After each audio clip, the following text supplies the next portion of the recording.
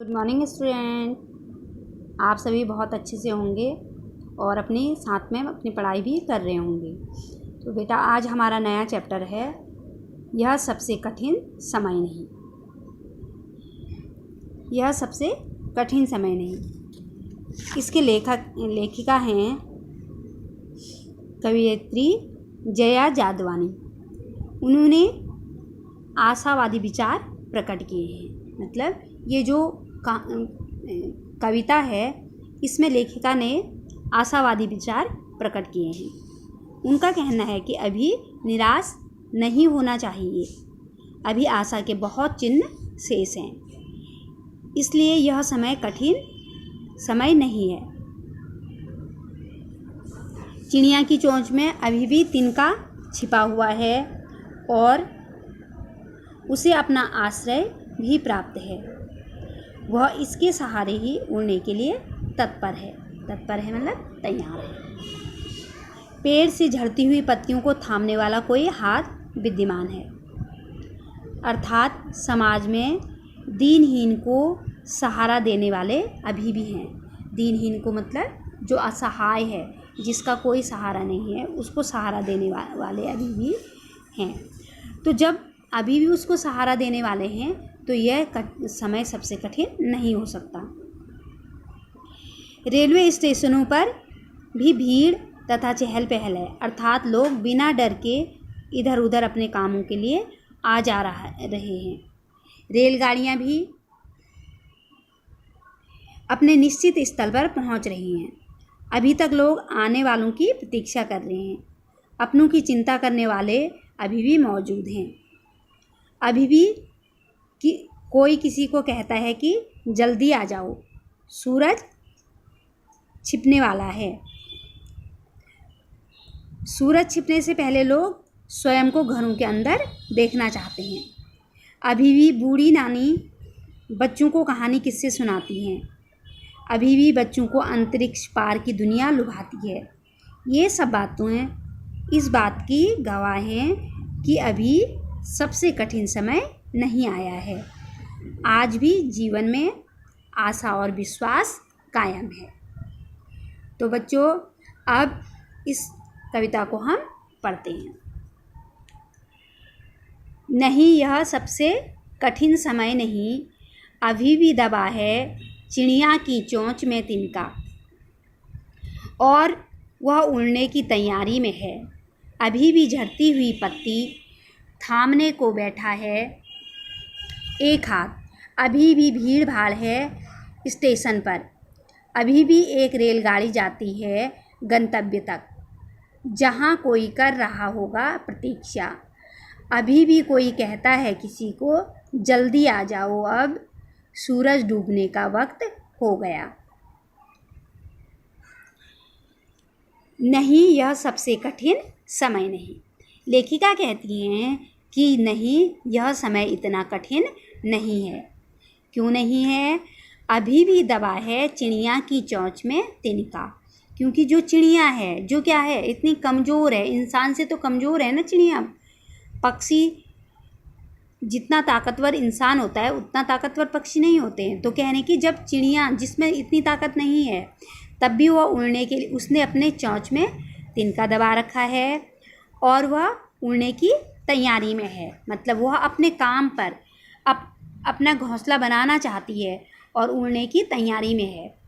तो हमें भी उससे क्या करना चाहिए? हमें भी उससे कुछ सीखना चाहिए। हमें भी अभी हार नहीं माननी चाहिए।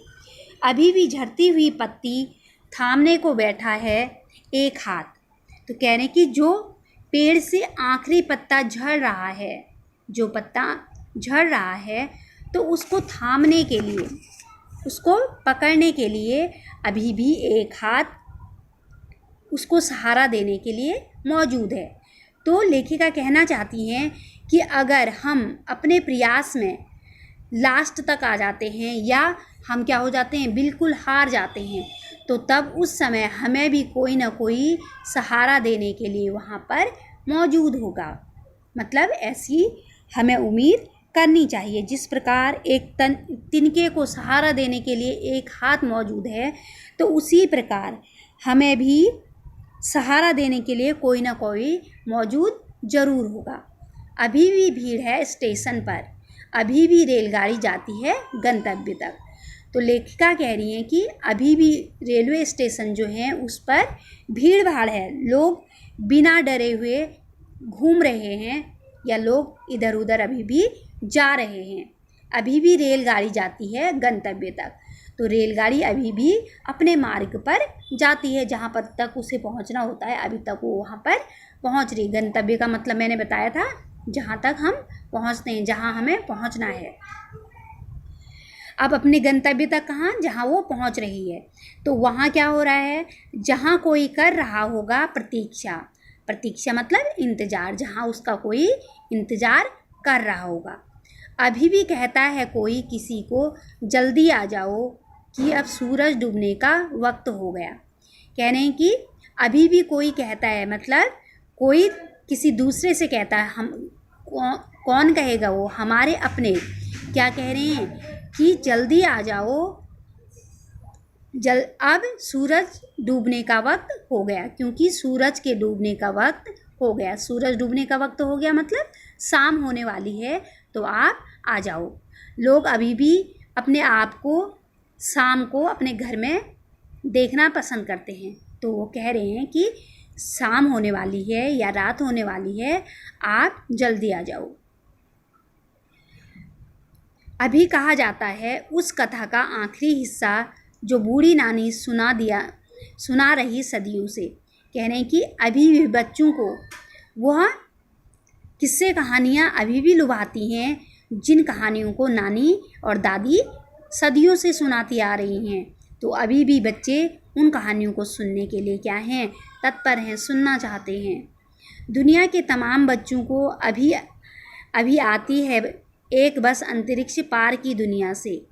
कह रहे हैं कि बच्चों को अभी भी नानी और दादी की कहानियाँ सुंदर लगती हैं और अभी भी अंतरिक्ष के पार की दुनिया की खबरें लाती हैं, बचे हुए लोगों की खबर। कह रहे हैं कि अंतरिक्ष की दुनिया अभी भी लोगों को लुभा रही है और वहाँ की कहानियाँ हैं अभी भी वह लोगों को लुभा रही हैं और वहाँ की खबरें देने के लिए तत्पर हैं। बचे हुए नहीं, यह सबसे कठिन समय नहीं।